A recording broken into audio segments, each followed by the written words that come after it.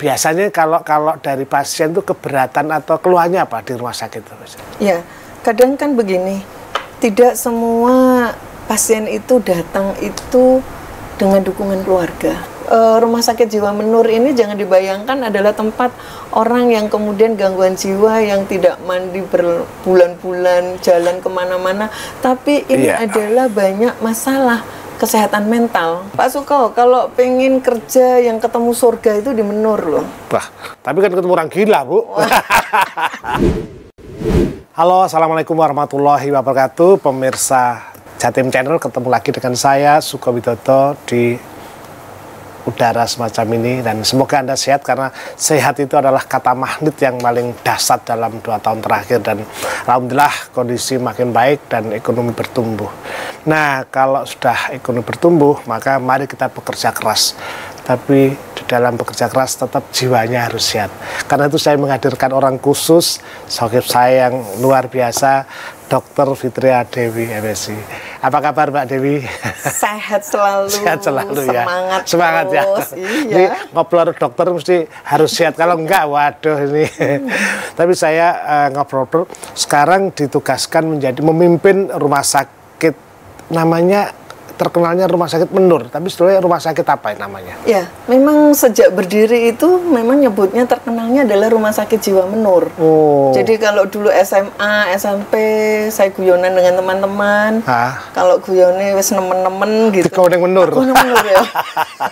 Orang sudah itu sudah kayaknya ada branding khusus ya. Iya. Jadi memang namanya Rumah Sakit Jiwa Menur sesuai dengan nama jalannya. Tapi sekarang kan tidak lagi hanya jiwa, tapi juga raga juga yang betul. Jadi sebenarnya kalau mau berobat sehat itu di Menur, karena jiwa dan raga. Menarik ini, katanya mensana and corpore sano. Tapi kalau saya kadang-kadang satu menghadap ke sana, satu ke sono, karena pakai ponsel sama suami istri. Pemirsa, Rumah Sakit Menur sangat populer sekali dengan rumah sakit jiwa, tetapi sungguhnya sudah berubah menjadi rumah sakit yang tetap merawat itu brandingnya jiwa, tetapi juga raganya juga demikian. Nah, kita akan berbincang bagaimana perkembangan rumah sakit yang ini menjadi andalan pemerintah Provinsi Jawa Timur. Tapi sebelum bicara soal rumah sakitnya, saya mau ngobrol sama pimpinannya ini. Mengawali karirnya di mana, Bu, dulu, Bu? Saya mengawali karir itu memang dari awal begitu lulus di Puskesmas. Di Surabaya? Pulau Bangka, Sumatera Selatan waktu itu. Pulau Bangka itu yang buat syuting Laskar Pelangi. Betul. Jadi itu tempat dengan pantai indah. Apalagi tahun 91 belum masih ada. Indah, ya? Wah, bersih banget pantainya. Kalau orang makan cumi alergi, tapi cuminya Bangka tidak bikin alergi, gitu ya? Karena lautnya bersih. Lautnya bersih ya. Betul. Tapi ngomong waktu itu tahun 91. Itu ditugaskan ke sana nggak takut atau menyesal misalnya? Kalau menyesal enggak ya, sama karena suami. Manten gitu baru. Ya, manten baru. Wah. Jadi nggak menyesal. Jadi bulan madu dibiayai negara. Tapi memang betul tahun 91 saya datang di sana, ditempatkan di satu kecamatan yang belum pernah ada dokter gigi. Oh. Dan dokter pun waktu itu hanya datang singgah saja. Tidak ada yang menetap di situ. Jadi kami datang kayak barang aneh gitu. Nah, otomatis pasiennya langsung datang atau belum paham bahwa gigi itu bisa diobati, hanya mereka disuuk-suuk saja. Nah, yang bagus begini, yang menurut saya belajar itu, makanya pendekatan budaya itu penting. Waktu saya datang ke sana, kalau di Surabaya orang bagaimana sakit gigi jangan sampai dicabut. Tapi kalau di sana yang sakit giginya itu satu, tapi minta semua gigi yang lain dicabut. Karena merasakan sakit gigi itu sakit, supaya nanti nggak sakit lagi, cabut aja semua dok, nanti ganti gigi palsu. Dan itu perlu edukasi luar biasa untuk memahamkan bahwa gigi palsu itu tidak seindah gigi aslinya. Jadi jadi untuk dokter baru di mana budaya kesehatan gigi belum ada. Itu tugasnya apa yang unik ya? Kalau kisah-kisah dokter kan biasanya di desa itu dikasih pisang, dikasih kalau di sana dulu gimana? Apakah pernah kisah-kisah ya? Jadi waktu saya datang di Pulau Bangka, Bangka itu kan terkenal dengan penghasil lada putih. Ya, timah itu yang ditambangnya. Timah yang tambangnya ya, itu kan perusahaan besar. Tapi kalau masyarakat kan bertanam bercocok tanam itu lada. Saya datang itu ternyata harga lada lagi anjlok. Harga timah anjlok. Jadi saya datang di sana itu yang katanya Bangka itu kaya raya, tiba-tiba jatuh. Jadi memang perlu effort luar biasa bertahan di sana. Gaji 54.000, harga wortel. Maksud saya dibandingkan harga wortel 2.500 karena wortel harus datangkan dari Sukabumi. Iya karena sayur-sayuran ya. Jadi itu perjuangan luar biasa. Naik pesawat atau kapal? Berangkat pertama naik kapal, naik pesawat sampai Jakarta. Terus dari Jakarta itu ganti kapal sampai mentok. Sekarang udah banyak ya penerbangan, saya dengar udah banyak sekali. Kenapa naik pesawat dulu? Karena biar orang tua nggak sedih. Ganti kapal. Kapalnya nggak usah diceritakan ya.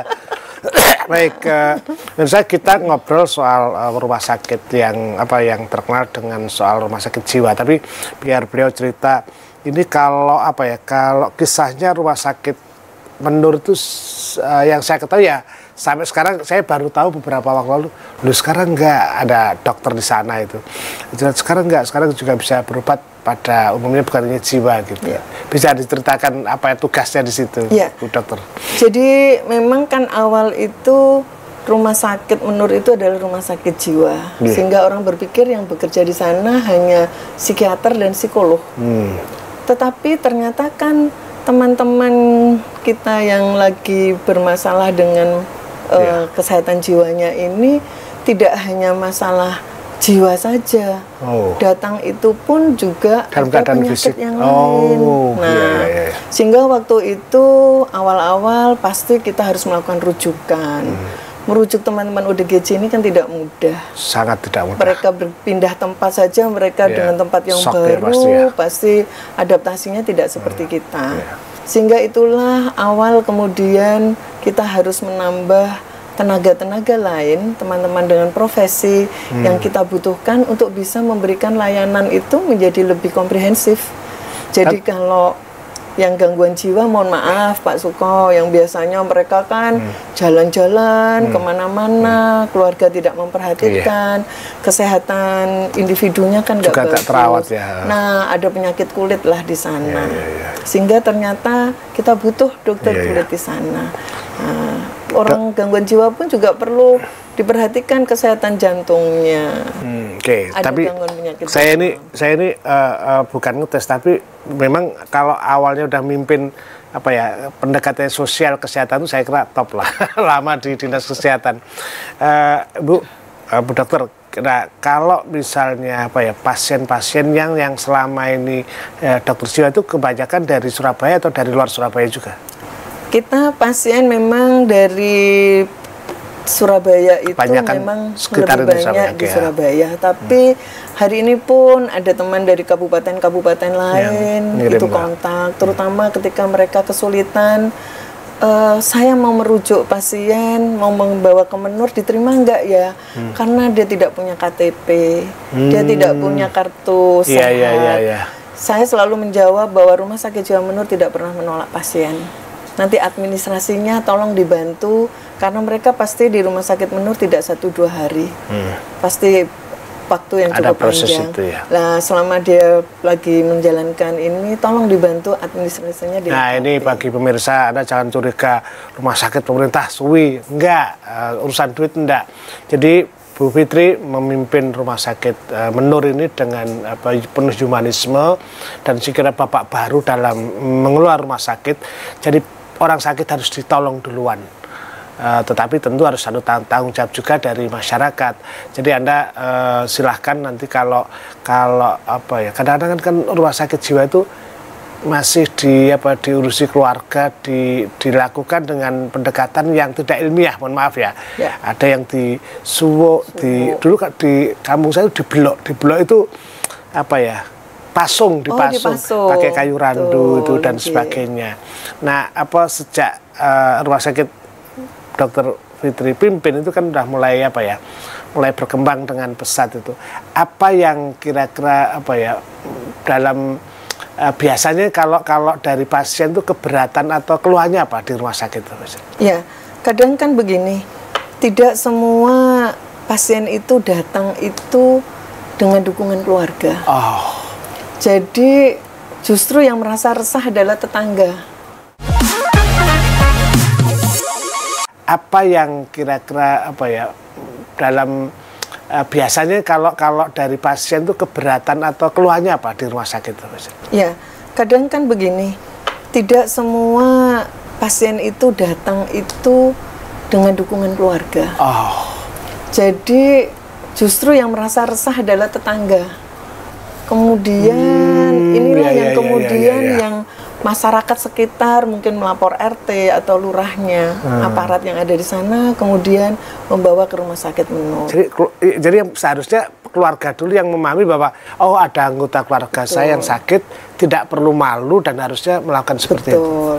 Padahal kan sebenarnya di dalam persyaratan kami, memang itu keluarga inti harus mengantar kan.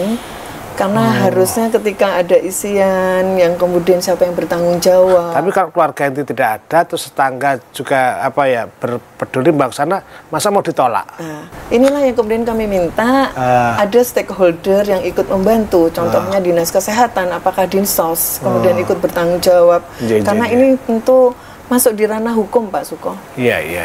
Jadi kemudian karena ada yang kemudian protes. Loh, keluarga saya baik-baik kok dibawa ke rumah sakit jiwa. Nah, ini yang berat. Padahal masyarakat sekitarnya merasa terganggu bahwa ini ada gangguan jiwa. Tapi keluarga karena mungkin malu bahwa ada keluarganya, kemudian dibawa ke rumah sakit menur karena gangguan jiwa. Ini menarik ini. Ini saya tertariknya karena kadang-kadang anggota keluarga malu. Tapi ini dokter gigi yang ahli jiwa juga. Kalau giginya apa jiwanya kuat bisa unjuk gigi atau sebaliknya. Bu dokter, kalau apa ya ini saya tanya. Sekarang itu kan saya ngamati apa ya banyak orang yang stres, misalnya karena pandemi ini ya, karena PHK, bahkan karena gadget pun itu kan juga ada istilahnya kecanduan itu. Bisa diceritakan sebenarnya tanda-tanda sakit jiwa itu atau setiap orang sebenarnya punya sakit jiwa hanya levelnya seperti itu. Betul. Jadi sebenarnya kalau kita menyatakan orang ini sehat jiwa atau tidak, itu kan bisa dalam definisi ini. Ya. Itu adalah orang yang bisa membangun relasi sosial dengan baik. Dia bisa berpikir dengan baik dan tentu berperilaku yang baik juga, sehingga dia bisa melaksanakan fungsi sosialnya itu baik. Nah, ini sebenarnya orang ini akan menjadikan dia sehat. Nah, setiap orang itu pasti akan menghadapi stres. Selevel berat atau kecil, apapun. Ketika kemampuan diri kita ya, meresponnya. Setiap orang, dan itu kalau saya lihat dari data yang ada, ini gangguan jiwa muncul, anak-anak yang depresi, itu muncul itu setelah umur sekitar 10 tahun sampai 24 itu sudah mulai muncul di sana. Karena sudah mulai stres macam-macam kan. Setiap orang akan menghadapi stres ini, kemampuannya tidak sama. Saya tuh tanggal 20 ke atas selalu stres. Di telepon itu belum saya tutup. Ini siapa yang nagih? Ternyata ibu saya waktu itu. Jadi tinggal kekuatannya apakah orang itu menghadapi masalah itu mampu menghadapi stres yang dia hadapi itu, bagaimana kemudian dia beradaptasi. Ketika dia beradaptasi dengan stres yang ada itu, ketika dia bisa menghadapi melaluinya dengan baik, ya dia tangguh jiwanya.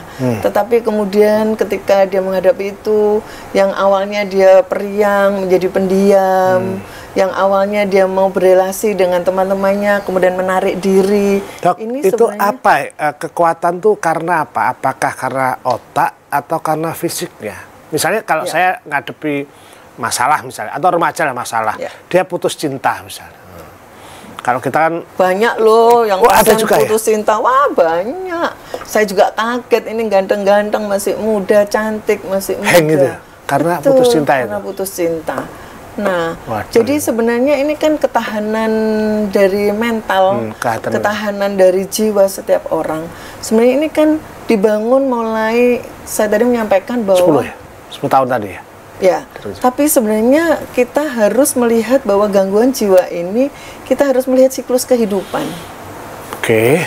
Jadi kalau kita melihat kesehatan itu, kesehatan jiwa dari siklus kehidupan, ketika diawali dengan masa pacaran, kemudian dia mau menikah, ternyata dia menikah yang masih terlalu muda. Entah itu kemudian menikah, kemudian tidak disetujui, terlalu muda dia ternyata mungkin pernikahan yang dini ya, dini, belum waktunya. Itu ini potensi stresnya tinggi. Potensinya stresnya tinggi. Kalau ini kemudian terjadi, maka di awal inilah siklus kehidupan sudah mulai, kita mulai berjalan melihat. Ketika kemudian bayi lahir, anak lahir, kemudian kelekatan dengan orang tua. Yang masih terlalu muda, nggak mau netein, padahal netein ini memberikan ASI ini pendekatannya luar biasa. Pola asuh yang salah ketika mulai dari bayi, balita, ini akan menimbulkan kemudian dampak pada kejiwaannya. Nah, maka ini dideteksi dari awal. Ini pola asuh orang tua, sampai kemudian di masa remaja. Bagaimana kondisi pola asuh orang tua, kemudian ditambah dengan teman-temannya. Apakah dia pernah dibully? Betul. Kemudian temannya bawa gadget seperti itu, aku enggak, aku enggak bisa. Tuntutan sekolah. Nah, ini mulailah ini stres-stres ini yang mulai muncul. Jadi ketika dia tidak mendapatkan asupan ASI, asupan pelukan, asupan kasih sayang, asupan pendidikan, maka orang ini rentan ketika menghadapi terutama asuhan orang tua. Betul. Jadi karena pendekatan pola asuh ini termasuk bagaimana orang tua memang membina secara religius ya. Itu menjadi kekuatan juga. Kemudian pola asuh yang benar. Nah, pengalaman mengelola pasien ini biasanya berapa waktu dan apa perlakuan yang dilakukan oleh para staf medis? Ya. Jadi sebenarnya setiap gangguan jiwa kan beda-beda. Ada berapa jenis sebenarnya? Ada banyak. Saya kalau mau cerita mulai dari kalau butuh 10 jam nggak selesai ya. Misal kalau yang orang kenal itu yang sampai jalan-jalan berbulan-bulan nggak pulang, nggak mandi, itu yang kita sebut schizofren yang berat ya. Tapi kan ada juga gangguan itu kan gangguan perilaku. Nah, seperti tadi gangguan perilaku bisa disebabkan karena kecanduan gadget. Nah, ini di Rumah Sakit Menur sudah punya ahlinya. Ini menarik ini. Punya ahlinya. Jadi, ini menarik pemirsa. Jadi sekarang gadget yang Anda pegang. Jadi saya kalau menyimpulkan sementara itu bahwa pola asuh orang tua ketika anak-anak itu akan berpengaruh besar pada ketika anak itu mandiri, menikah, dan itu bisa potensinya apakah dia kuat tergantung. Nah, alat ini hati-hati banget karena ini juga bisa menimbulkan stres. Edan mergoro ponsel itu. Bisa diceritakan, Dok? Ya. Ada kisah yang mungkin biar pemirsa ini tahu semua ini. Ini penting. Pemirsa tahu bahwa biar hati-hati ini kan teknologi ini juga ada manfaatnya, tapi juga ada mudaratnya kan. Betul. Mungkin monggo kisah. Jadi ini bukan hal yang salah sebenarnya, kemajuan digital dengan teknologi yang bagus ini nggak salah. Tapi ketika manage-nya salah, itu yang dampaknya menjadi tidak bagus. Mohon maaf ini, ibu-ibu muda. Kalau dulu saya punya anak nggak mau maem, itu pasti saya gendong, terus saya tunjukkan, itu dek bunganya merah, itu ada kupu-kupu gitu. Kalau sekarang tidak, anak tidak mau makan, rewel gitu, udah dikasih gadget, dia gini, gitu ya. Dan anak diam memang? Anak diam. Atau kemudian ketika anak rewel, ibunya ada tugas yang lain, maka diberilah itu gadget. Kalau zaman saya masih adik saya itu di nonton TV misalnya, dan ibunya sibuk sendiri, karena waktu sibuknya lagi masak sebenarnya. Nah sekarang anaknya dikasih gadget itu. Diam. Nah, tapi ini mulai kecil loh. Coba sekarang mulai balita. Coba tanya balita mana yang nggak bisa pakai gadget sekarang. Nah, ini tidak salah kalau kemudian orang tua bisa mengatur berapa menit sehari, berapa jam sehari dia boleh pegang gadget itu. Dilarang pasti nggak mungkin ya, artinya harus mengenal ya. Tetapi kalau dia menyerahkan dan over juga bisa berisiko. Betul. Jadi memang harus ada cara berapa lama sih anak itu boleh pegang gadget. Nah, balita mana yang nggak bisa pakai gadget sekarang? Nah, ini tidak salah kalau kemudian orang tua bisa mengatur berapa menit sehari, berapa jam sehari dia boleh pegang gadget itu. Dilarang pasti nggak mungkin ya, artinya harus mengenal ya. Tetapi kalau dia menyerahkan dan over juga bisa berisiko. Betul. Jadi memang harus ada cara berapa lama sih anak itu boleh pegang gadget. Nah, ini yang terjadi ketika dia sudah betul-betul kecanduan, gadgetnya dipinjam sebentar aja marah. Atau kalau wifi di rumah nggak ada, ngamuk, bisa ngamuk. Kalau dia minta uang untuk beli pulsa tidak diberi, itu pun bisa marah. Dan itu bukan hanya orang kota saja. Tidak kota saja, sekarang ibu-ibu dimanapun mana sih yang nggak tiktokan. Nah, Menur punya ahlinya. Ketika ini bagaimana mengatasi kecanduan gadget pada anak-anak. Ya, tapi saya harus berpesan pada pemirsa karena ini penting ya. Jadi Anda hari ini dunia kita penuh dengan gadget. Jumlah gadget di Indonesia itu melebihi jumlah penduduk. Jadi kalau hitungan media sosial itu 120% dari jumlah penduduk. Rata-rata orang itu punya HP 2-3. Nah, salah satunya ketika orang tua sibuk, anak menangis rewel, dikasihlah gadget itu. Padahal ini game yang saya kira dunia orang dewasa ada. Itu risikonya. Tapi game-game yang menarik membuat kecanduan itu ketika ditarik, maka anak menjadi galau, gelisah yang kita sebut dengan stres. Dan itu bisa gila. Dan itu ternyata salah satunya adalah pasiennya di rumah sakit Menur. Sudah ada ahlinya di sana ya? Ada ahlinya, kami punya ahli yang kami ya nggak boleh ngecap sedikit ya. Oh boleh, kita Ibu sombong harus, bukan sombong tapi ini adalah hak publik untuk tahu, apalagi rumah sakit pemerintah dan Bu Fitri harus menjelaskan. Kami punya ini. Kami punya ahli yang khusus menangani kesehatan jiwa untuk anak dan remaja. Dokter kami ini bisa begitu mempunyai kemampuan untuk pendekatan dengan baik. Perawat-perawat kami bisa melayani dengan baik dan kami punya ruangan khusus untuk keswara ini. Jadi anak-anak yang di sana itu kita tangani ya memang perlu waktu agak panjang. Nah, ini mungkin kami berharap nanti kalau gedung ini sudah jadi bagus, lagi dibangun ya. Betul. Ini mungkin nanti akan lebih nyaman buat teman-teman. Bahkan kasus otis kan juga semakin tinggi. Teman-teman kami yang di tim Keswara sudah ada kajian untuk melakukan itu ya. Jadi sampai dengan speech therapy pun kami ada di sana. Nah, artinya Rumah Sakit Jiwa Menur ini jangan dibayangkan adalah tempat orang yang kemudian gangguan jiwa yang tidak mandi berbulan-bulan, jalan kemana-mana, tapi ini adalah banyak masalah kesehatan mental. Jadi saya bilang kesehatan mental yang harus dilakukan deteksi secara dini, ditangani lebih dini, dan itu akan lebih bagus. Ya, saya menghitung begini. Saya ini kebetulan kan mengkaji soal komunikasi digital di mana di kampus kami selalu mempelajari transformasi itu. Ada lag, biasanya ada jumping antara generasi yang zenital dan alpha dengan generasi milenial termasuk saya. Saya ini kan laskar, saya itu the last emperor perang dunia kedua kalau saya. Tapi saya belajar terus begitu. Misalnya dalam soal etika komunikasi itu juga muncul. Sehingga sebetulnya yang Bu Fitri katakan, humanisme mendidik anak itu misalnya termasuk menyusui, menggendong, ini sesuatu yang sangat mahal ya sebetulnya.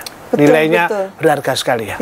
Saya sebenarnya sangat senang ada hal positif sekarang. Bapak-bapak itu juga tidak malu jalan menggendong bayinya, balitanya.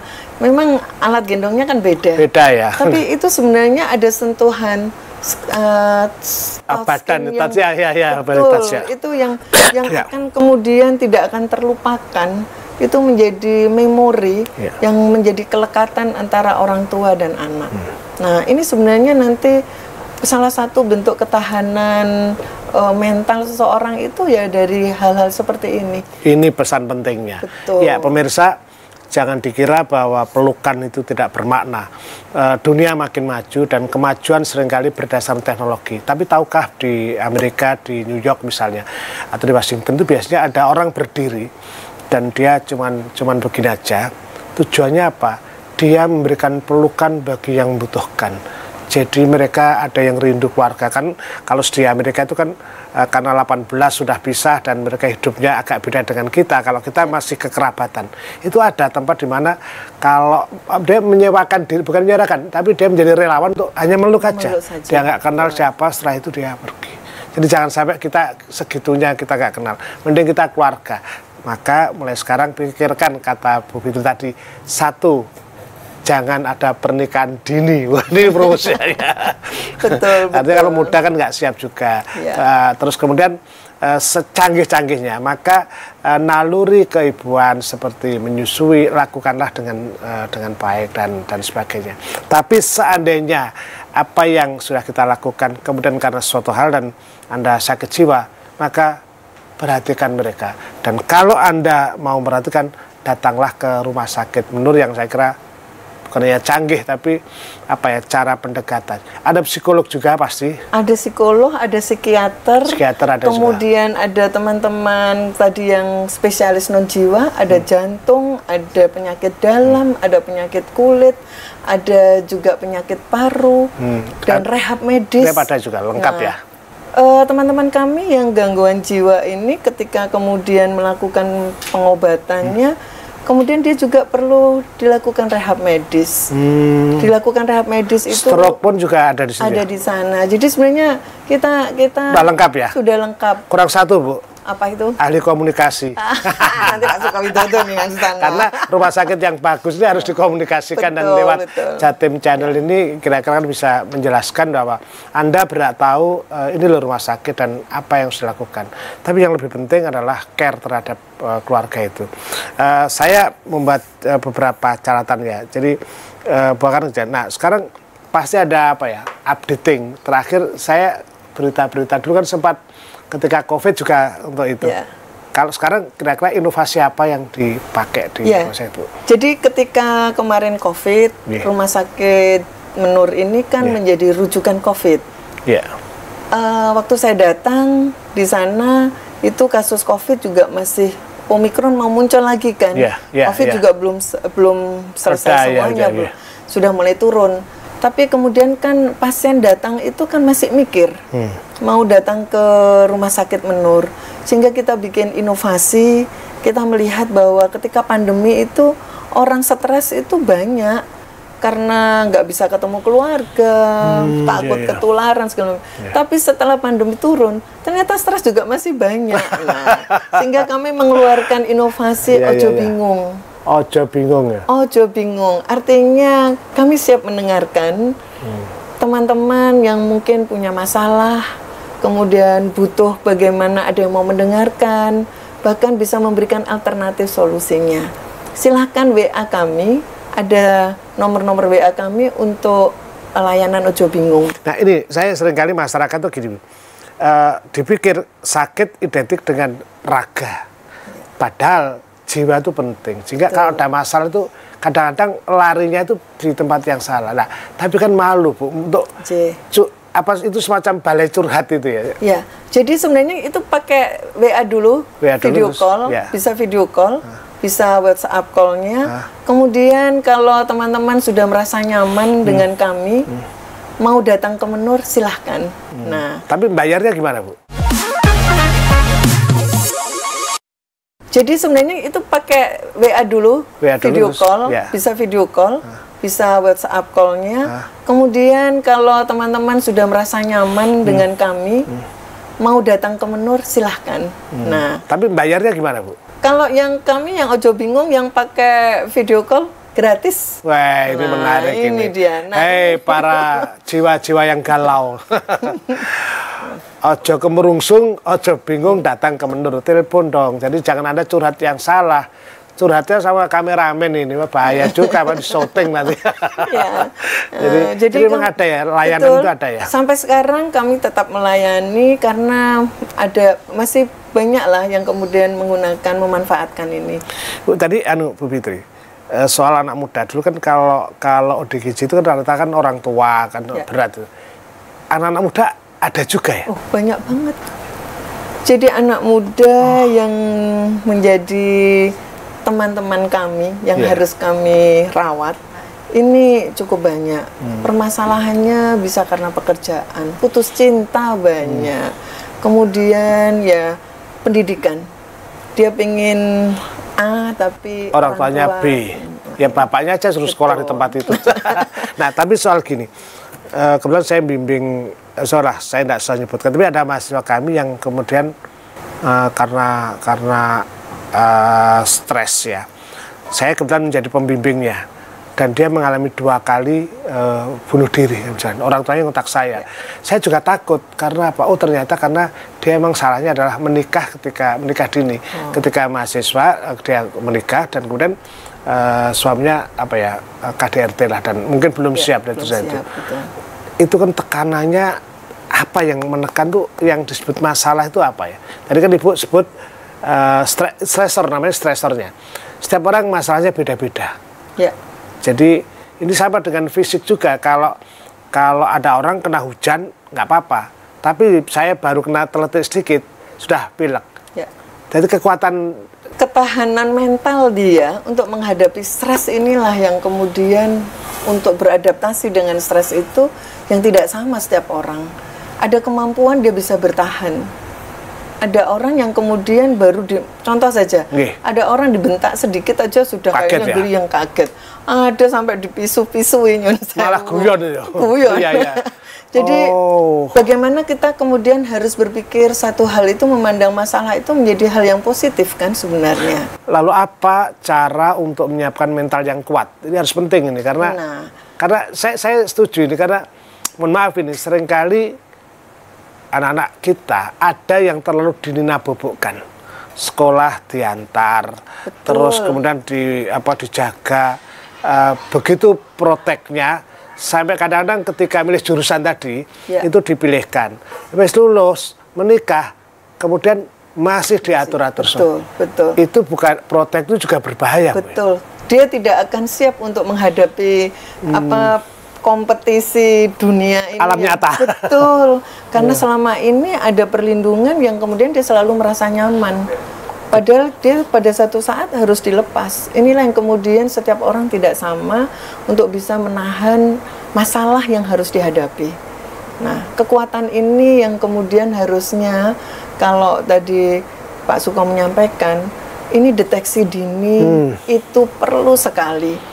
Membangun kekuatan keluarga, mental di dalam keluarga yang sehat itu sangat penting.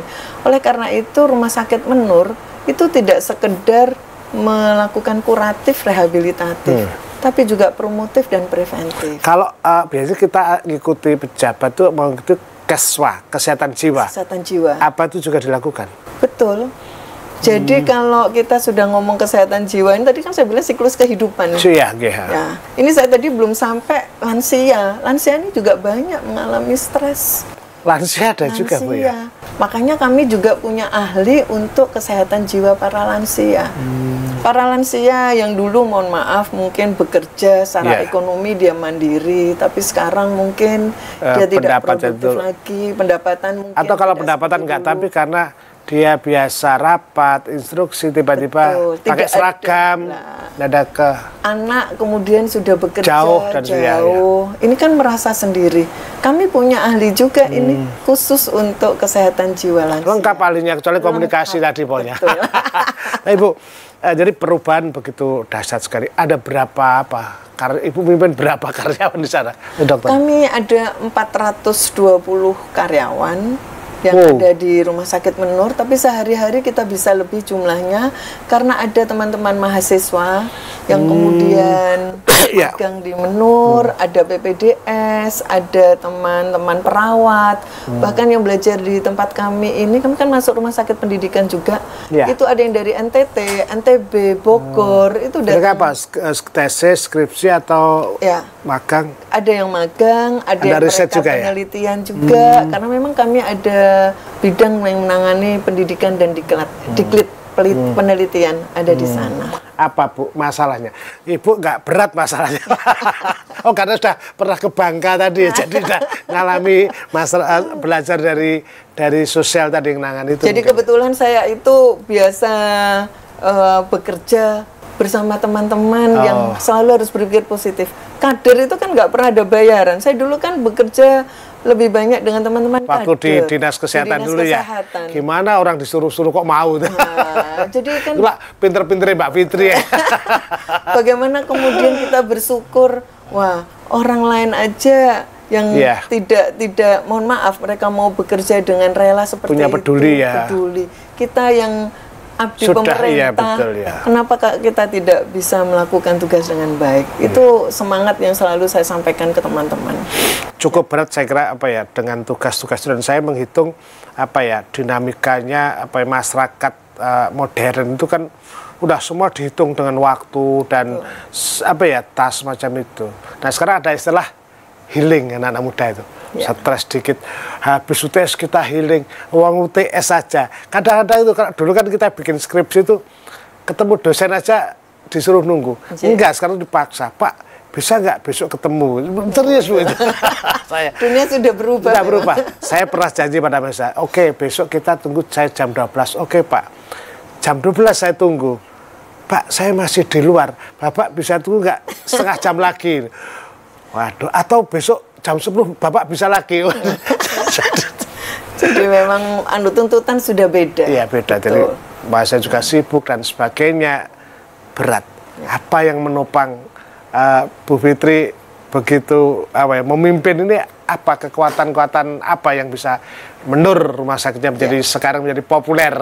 Jadi sebenarnya saya ini didukung oleh teman-teman yang luar biasa. Tim di Menur ini tim yang luar biasa. Pak Suko, kalau pengen kerja yang ketemu surga itu di Menur loh. Wah, tapi kan ketemu orang gila, Bu. Ketemu surga itu di Menur. Kenapa saya sampaikan begitu?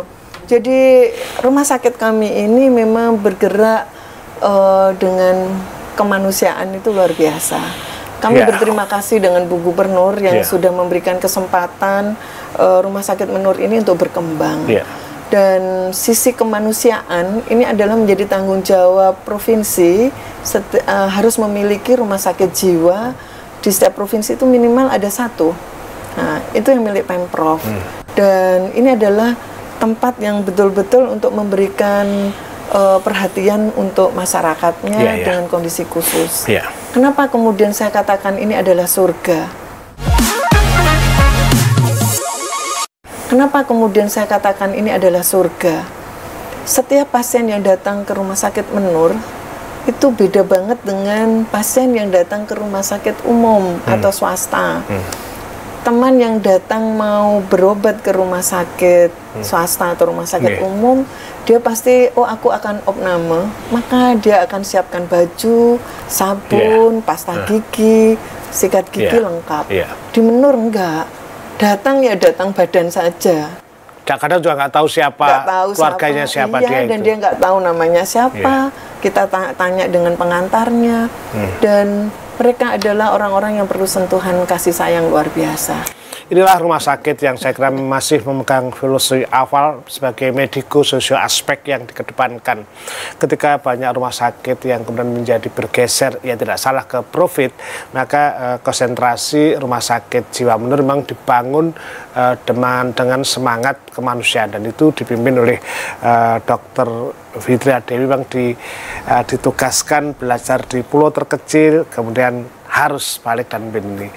Ibu, sebelum kita berakhir, saya kira Ibu pesan buat masyarakat. Kira-kira rumah sakit ini rumah sakit seperti apa dan caranya bagaimana? Ini bukan promo tapi tugas Ibu sebagai pejabat publik untuk menjelaskan informasi publik ini. Betul. Jadi sahabat JTV, kami menyampaikan bahwa rumah sakit Menur ini sangat-sangat senang ketika teman-teman nanti akan datang ke rumah sakit Menur.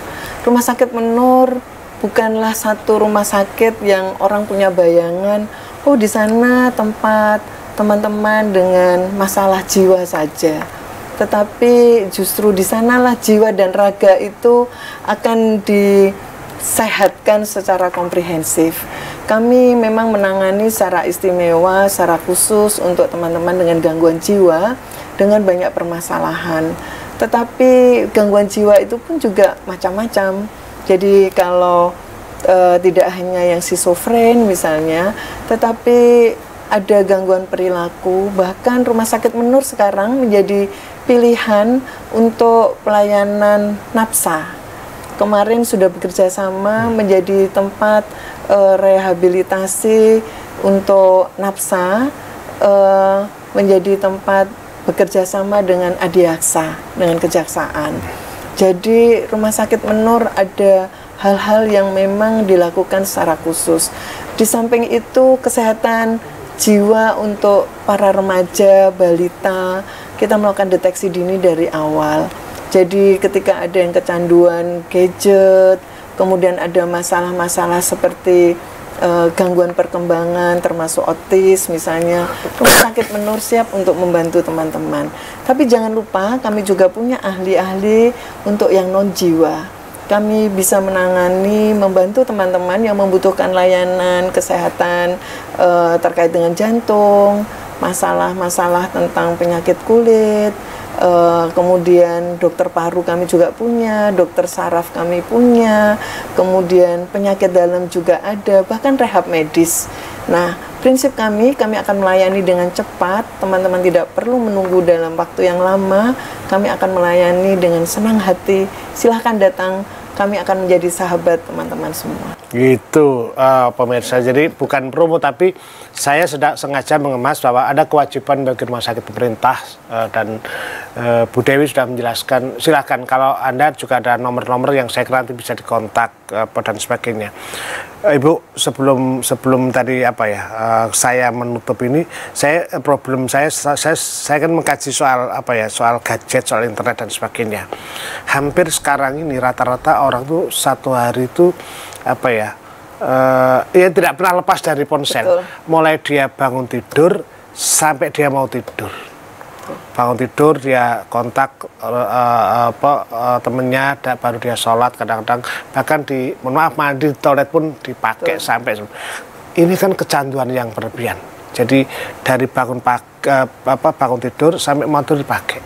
Jadi orang langsung bangun tidur langsung pakai. Saya termasuk bukan orang itu.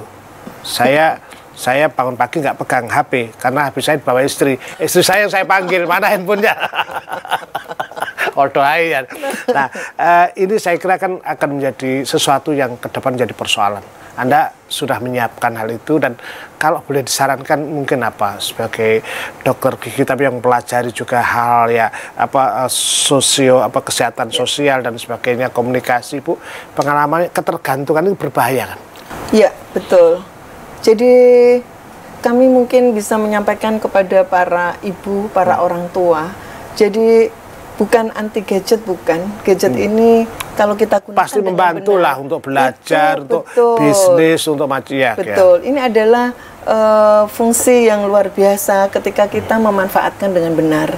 Tapi begitu kita salah untuk memanage ini, maka akan ada dampak yang merugikan yang sangat luar biasa. Karena kemudian ketika sudah kecanduan gadget ini, maka dunianya dipikirkan hanya gadget. Sebelum kecanduan saja, saya melihat hasil penelitian, orang itu hanya bisa lepas dari gadget itu hanya 7 menit. Jadi langsung gitu ya? 7 menit kemudian udah cari lagi. Kalau perlu waktu di charger aja udah cari-cari gitu. Nah, pada waktu yang bahaya ketika sedang setir, Bu. Nah, itu betul. Banyak berisiko dimanapun di dunia itu selalu dengan gadget. Nah, jadi kalau kecanduan gadget ini, anak akan berubah perilaku luar biasa. Dia akan berani menantang ibunya, orang tuanya, melawan artinya. Kemudian kalau tidak dipenuhi keinginannya, dia pun akan berani melakukan apa saja. Tidak beda dengan kecanduan narkotika. Nah, ini bahayanya. Jadi cara penanganannya pun juga bukan hal yang mudah, tetapi kami siap membantu. Datanglah ke Rumah Sakit Menur. Menarik. Terima kasih banyak, Bu Fitri. Ini tapi Ibu harus keliling dengan saya ceramah soal gadget tadi, saya pesan itu. Kami punya lembaga yang sedang mengadvokasi betapa pentingnya kesehatan mental. Sesuatu yang membuat ketergantungan, apakah narkoba, apakah nafsa, itu bisa membuat gila ketika ketergantungan ditarik. Sama dengan alat ini yang kemudian menjadi tergantung. Sama sebenarnya ketika sudah kita rajin bekerja terus di dunia pensiun tidak siap, Jadi ada proses yang dilalui. Itu bisa diatasi kalau kita punya ketahanan mental yang kuat. Tapi jika Anda memang ada masalah atau keluarga Anda masalah, datanglah ke Rumah Sakit Menur. Jadi kalau Anda sakit jiwa itu jangan dianggap sesuatu yang salah, sama jiwa dan raga. Semoga jiwa raga kita sehat semua. Terima kasih, mohon maaf, dan assalamualaikum warahmatullahi wabarakatuh. Waalaikumsalam.